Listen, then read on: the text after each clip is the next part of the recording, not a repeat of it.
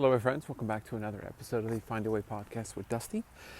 This was actually a response to a question that I put in the broadcast channel on Instagram. So if this is you, thank you for putting that out there. This is a very good topic, and essentially it is you have a cheat meal and the scale goes up 5 pounds.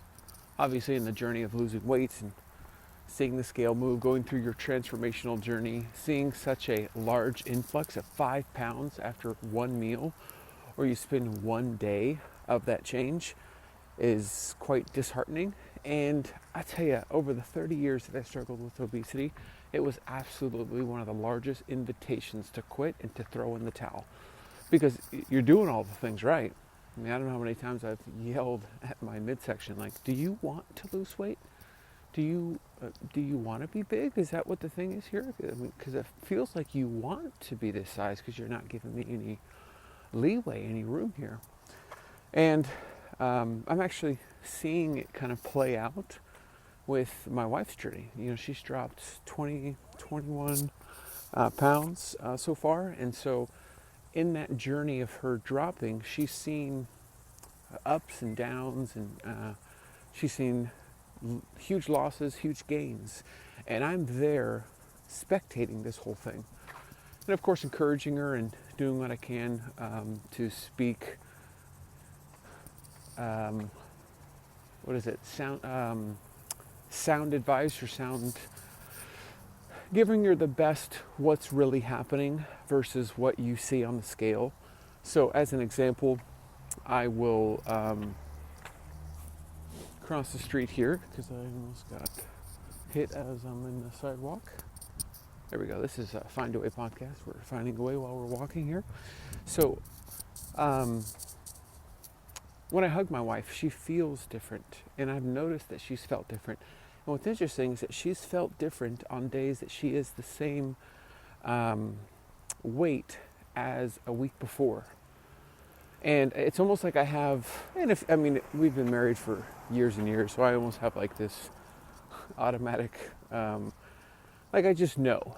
And so some things are changing, body composition wise, things are changing, yet it's the exact same weight.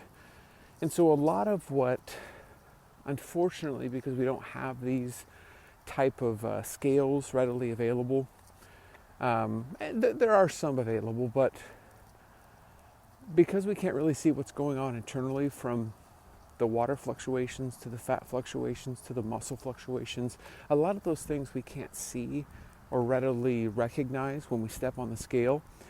What happens on the scale isn't the true picture of what's really going on.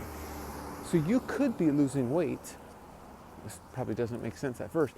You could be losing weight, but the scale doesn't show it. Like, what? Like, this is an oversimplified, and somebody with a bioengineering, human aesthetic degree, you know what I'm talking about. They'll get to the nitty-gritty of this, but the simplified version is you've got a fat cell that reduces. Obviously, fat cells reduce in such a way and get smaller so that you have the appearance getting smaller. Typically, when you have a fat cell that reduces, usually as it gets smaller, it gets filled with water. And it slowly evaporates down, and as you slowly get smaller, your water-filled fat cells start minimizing. So what will happen is that you'll lose fat, but in that water fill, it'll appear as something different. That's where the patience and consistency of this journey comes in, because you've got to wait out that fluctuation. Your journey should look like a Richter scale. It should go up, down, up, down, up, down, up, down. It should not be a linear, straight down line, because your body's going through a complete different change. So if we're talking about the cheat meal or the cheat day, you're oftentimes just looking at water weight. I mean, that's what it is. It's water weight. It's not actual fat. It takes a lot more than that. Consistency is the word that is used, and it may almost be a word that is easier said than done. Like, oh, consistency, you hear it all the time. But if we're talking about gaining weight or losing weight, you've got to be consistent on both ends of the spectrum. So you've either got to be consistent on that cheat meal, cheat day, consistently over time to actually gain fat. Water fluctuations will take place, but actual gaining fat will take quite a bit of consistency. The other end of it, to lose it, will be the same thing as well. These are, and I've mentioned this before, and I want to reiterate that these are mental test moments so that you could qualify to keep it off. Like if you have a moment of, we just got done with the Olympics in Paris. So the Olympians that went to Paris, they weren't there as Olympians because of a singular good routine. You look at gymnasts and how trained and how disciplined they are.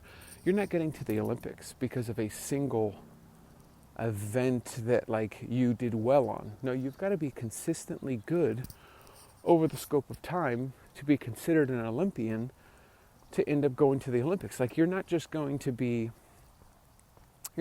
graduate to an Olympian because of one good event. No, it's going to have to be consistent. In the same way, you're not going to get to we'll use the word Olympian, your Olympian body status, your Olympian body, where you want your body to be. You're not going to get there if you're just having a singular moment, or you go run long enough to lose a particular amount. It's going to have to be consistent. It's going to have to be over the course of time, so that way you reach that you cross that threshold into what your final goal is, what your final destination is. It's not those moments. So if you talk about a cheat meal or a cheat day, that's a momentary item, momentary action. It's not something that is consistent. So I wouldn't put too much weight, or I wouldn't let it bog you down, especially when the scale shows that. Kind of a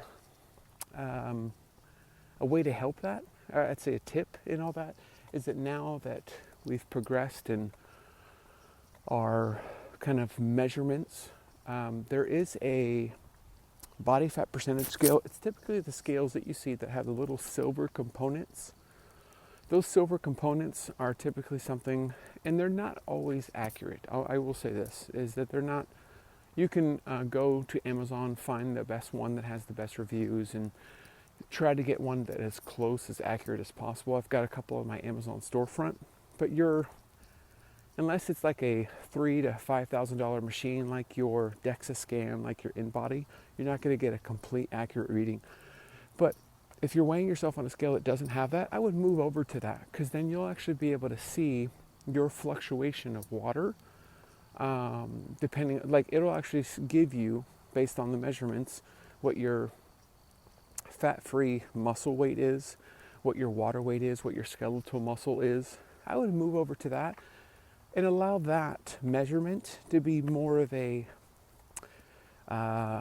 indicator of how you're doing. So if you pop up 5 pounds, all of a sudden you step on that scale and it shows strictly something that is water-based, not fat, not muscle, that it's just water-based, it will be less of, man, I'm really failing, or I'm not doing well, to I just need to give my body a couple days to process and flush this additional water weight. I need to get back to my consistent journey that I'm on, because that's what's going to lead to success. If you have that cheat meal, that cheat day, and all of a sudden it jumps up 5 pounds, well, what's going to happen? If you quit, you're not going to get to your success. You're not going to get to your end goal. It's almost an invitation to say, it's just not worth all this work. All that work, I think about all that work, I'm doing all this work. Well, whatever you're doing to lose it, you've got to be able to maintain that long term to keep it off. It's not this white knuckling. It almost sounds like a little bit of that white knuckling, I'm just doing this to get to a particular goal weight. It's that's good that you've got that discipline and that consistency over the course of time to get there, but when you get to your goal weight, it's going to take quite a bit to maintain it. So that patience to not see that immediate result, that patience not to throw in the towel when you don't get a result that you're looking for, that's really important. And I wouldn't be too discouraged if you just see a huge fluctuation one day. That's happened to my wife, where she's gone up one day, down one day, up, huge down. And it's like we look over the course of 2 weeks, and because of that huge loss in one day, it pretty much met the goal of what she's had over the past 2 weeks. Usually if you set up yourself for like a pound or a pound and a half a week, that's usually pretty average, pretty standard. That's a pretty healthy way to lose, instead of that drastic 5 or 10 pounds a week or a month. And so 1 to 1.5, well, if all of a sudden in the course of a day, 2 days, you drop 3 pounds, well, I mean, that's equivalent to 2 weeks. And all of a sudden you have 5 or 6 days where you're discouraged because you don't see anything, but you can easily forget that you have done so well because you dropped an immediate amount. It's just about mentally staying consistent and pushing through. And those mental tests are really important, because those mental tests are going to help you keep it off, because a lot of those frustrations are going to continue when you're trying to maintain. Because really, the maintenance of this journey is just as difficult, because you think you're not as heavy as you used to be. So if you're not as heavy as you used to be, you don't have as much of a body that's moving and burning calories. So if I'm jump roping at 500 pounds, in 10 minutes I'm burning 100 calories. Now at 200 pounds, if I'm doing jump rope, I'm going to burn 10 calories. It's going to be a lot harder for me to burn calories. So that difference matters when you're trying to maintain. All of a sudden, what you used to eat at 400 pounds to not gain any weight, you will gain weight when you're 200 pounds, because you're moving less. You're technically burning less in what you're doing. So don't get caught up in the fluctuations like that. Stay consistent. Try to find one of those body fat measurement scales. I've got some on my Amazon storefront. I know that those are incredibly helpful for my mental. And if you're getting caught up and your mental health is deteriorating because you're doing it on a daily basis, move it to a weekly basis. Just for now, just until you get kind of in a better mental space, because lasting long term is the goal. It's not just about white knuckling and torturing yourself to a particular point. It's about being consistent over the long term. So hope that helps. Thanks for the question, and I will be sure to answer another one and continue the episodes based on the request from that box in the broadcast channel. If you're not a part of that, you can join it on Instagram. Should be able to see it on my main profile page. So thanks for tuning in. I'll talk to you on the next one. Take care.